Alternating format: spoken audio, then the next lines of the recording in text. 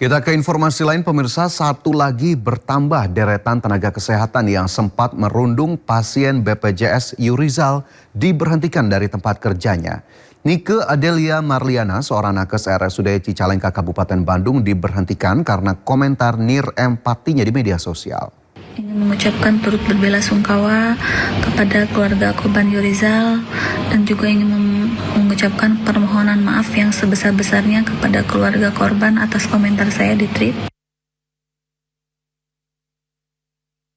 Assalamualaikum warahmatullahi wabarakatuh. Inilah permintaan maaf atau klarifikasi yang disampaikan Nike Adelia Marliana, seorang tenaga kesehatan RSUD Cicalengka, Kabupaten Bandung, Jawa Barat.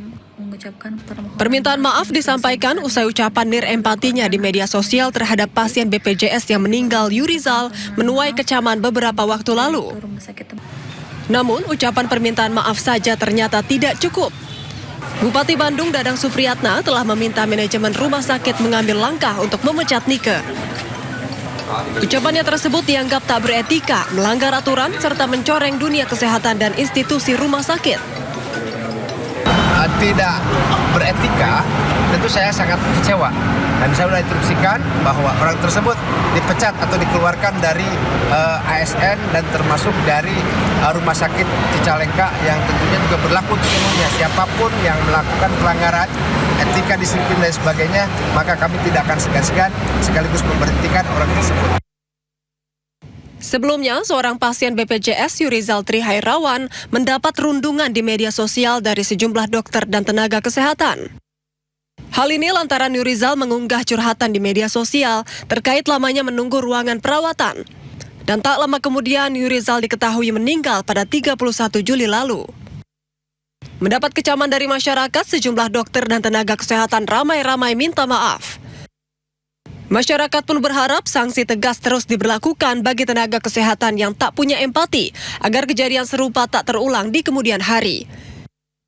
Tim Liputan iNews melaporkan. Setelah lakukan ekshumasi, tim forensik Polda Metro Jaya memastikan tidak ada bekas luka akibat benda tumpul maupun benda tajam pada jasad Sutrimo. Sementara menurut ahli ilmu forensik, polisi sangat terlambat melakukan ekshumasi.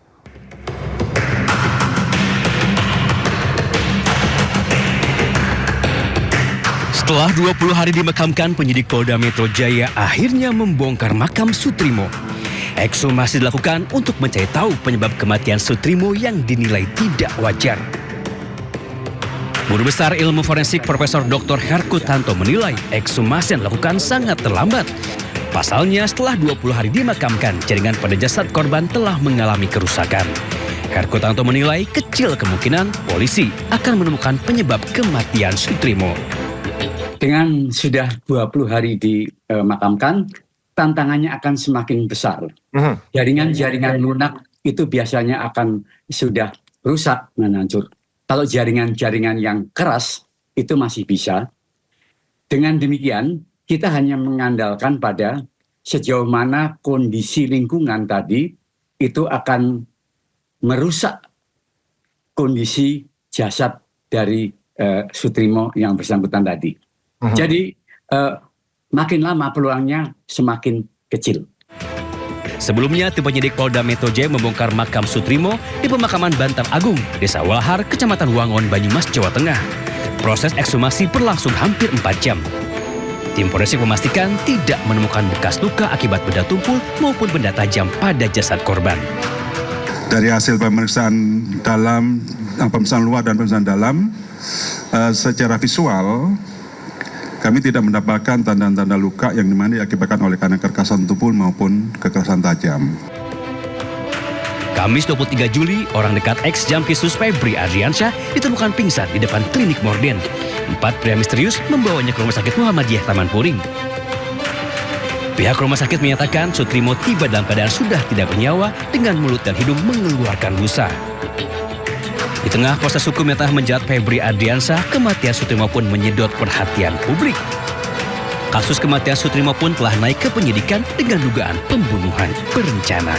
Tim Liputan iNews melaporkan. Ekshumasi jasad Sutrimo kini membuka babak baru pengusutan kematiannya. Pembongkaran makam dilakukan untuk mengungkap penyebab kematian serta mencari petunjuk baru dalam kasus ini. Dan berikut perbincangan Yudi Handoyo dengan kuasa hukum keluarga Sutrimo, Aan Rohaini, dan Komisioner Kompolnas Yusuf Warsim. Baik, kita lanjutkan dialog kita. Saya ke Mbak Aan kembali. Tadi seperti yang dijelaskan tentang sakit yang sudah lama ya Mbak Aan, ini juga tadi diceritakan oleh pihak kuasa hukum. Mbak Aan, seberapa dekat sih hubungan almarhum dengan keluarga Pak FA dan keluarga almarhum dengan keluarga Pak FA? Apakah ada semacam kedekatan khusus begitu mengunjungi ke sana misalnya ke Banyumas? Tidak pernah. Jadi gini, Pak Sutrimo itu selama hidupnya itu memang orangnya tertutup, dekat dengan keluarga juga dengan adiknya itu. Hanya via WA hanya menceritakan tentang kegiatan dia hari ini dan lain-lain. Yang bersangkutan sama sekali tidak pernah ngobrol banyak terkait dengan pekerjaannya gitu kan. Adapun Pak FA tidak pernah ke Purwokerto, tapi dari keluarga pernah ada soim misalnya, pernah diajak sama ibunya, pernah diajak ke rumah FA sebelum selesai, sebelum jadi, sebelum rumahnya jadi, tapi tidak pernah ketemu Pak FA.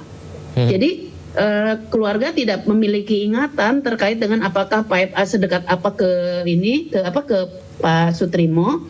Tapi pada prinsipnya Pak Sutrimo selalu kalau misalnya apa-apa ditelepon Bapak. Jadi selalu mengatakan kayak kemarin pulang juga karena diminta Bapak untuk pulang.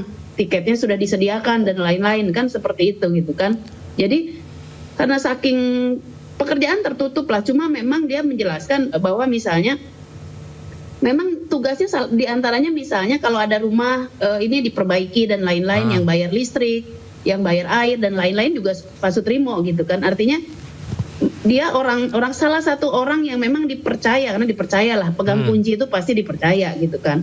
Nah artinya, tapi tentang apakah Pak FA deket banget sama keluarga dari sini, tidak, karena baru kali ini juga kita mendengar ucapan bela sungkawa melalui pengacaranya begitu kan. Tapi pada prinsipnya pasti akan kita sampaikan kepada keluarga. Itu aja sih Mas.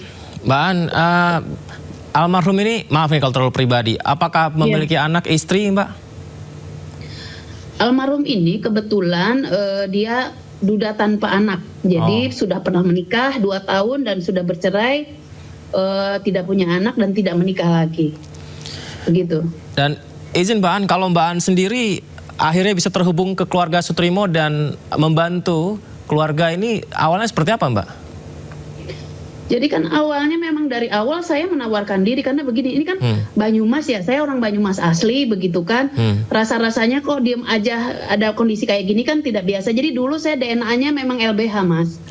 Jadi kalau biasa nolong orang lah kurang lebih seperti itu. Jadi kalau meskipun sekarang saya advokat profesional, tetap setiap tahun kami alokasikan anggaran untuk pro bono minimal 4-5 kasus lah gitu kan.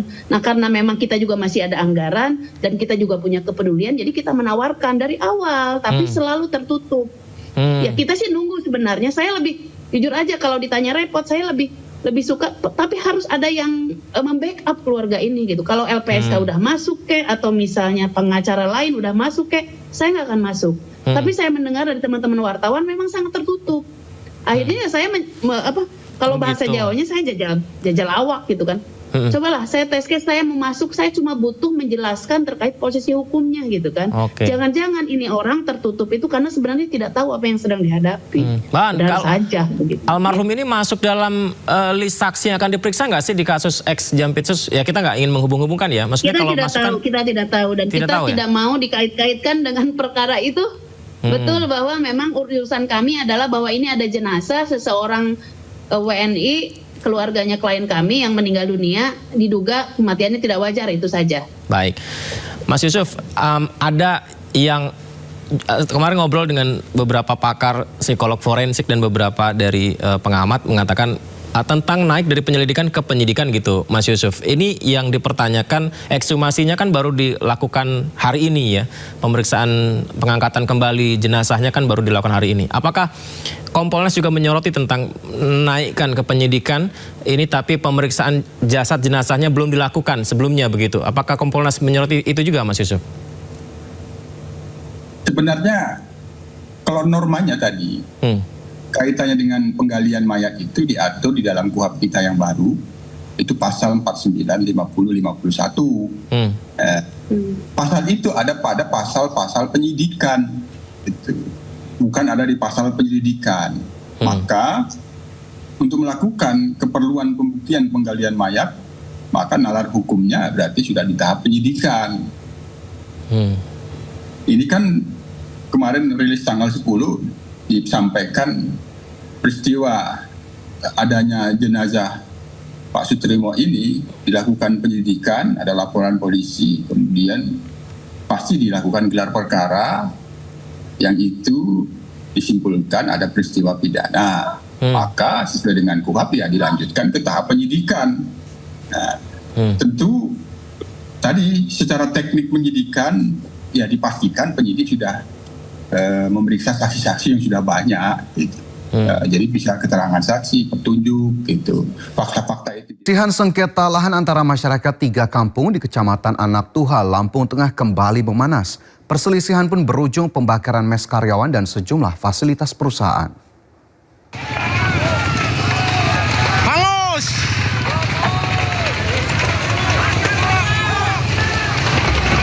Peristiwa pembakaran terjadi di kawasan perkebunan PT Bumi Sentosa Abadi atau BSA di Dusun Sriwaya, Kampung Jati Tuha, Kecamatan Anak Tuha, Lampung Tengah.